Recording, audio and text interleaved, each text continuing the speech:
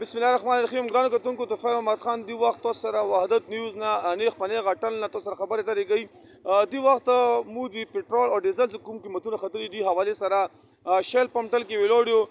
مرګرو سره خبرې کوم ډرایورون دي مکمل خالق دي چې دا کوم قیمتونه ریزنبل تخیجی ډیزل او د پټرول تاسو مصور اثر غوړل عام خلکو مصور افار شواله سر بسم الله الرحمن الرحیم سر مو باندې و ټریپ کې تقریبا 6000 روپے پار پریوته لري مو ډیر مشکلات سره مخامخ مو بچي تعلیم نشو کار لکه مو مخې بچت کولو 10000 روپے میاشت کې مو 2 نمبر ارسي نو اوس بچي پیسونه دی یک یو ټیم ګریډي پکېږي چې مو ټریپ کوي کې ټیم ګریډي مو په خستا شو نور مو ټیرونه دي نور سپیر پارټي دي ارس ګران شي دي مو ډیر مشکلات سره کېدای شي مخ خپل ګوډي ودرو نور چلولي حسیات نه لرو د ډیزل پټرول سره کرایونو کې څوره اضافه راغلی او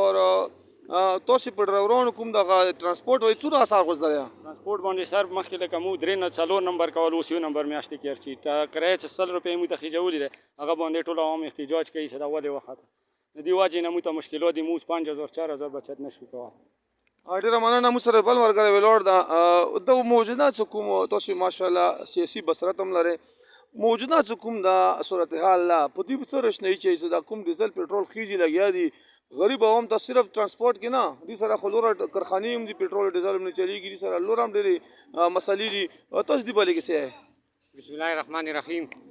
مدای سره د کوم مېدی شوی دي هغه سره آی ایم اف سره مدای سو لکه پاکستان کوم معیشت خراب تا د خپل ایو د سي لایحه اختیار څه غریب عوام ته کومه ریلیف ملو شي دا مسره ثنا ولا منبر او کوم مسره ډرایور حضرات خبره وکي متور پر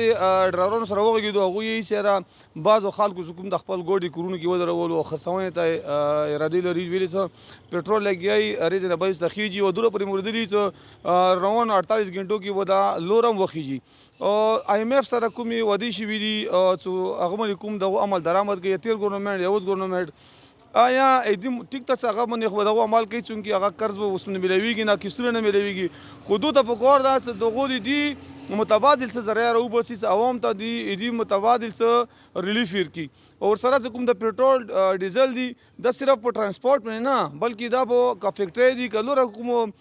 مصنوعي سمونه جوړیږي دي کې د بجلی او د پټرول ډیزل ډیر اهم کردار ده زه خپل کیمرامن سره اجازه ده خلک والسلام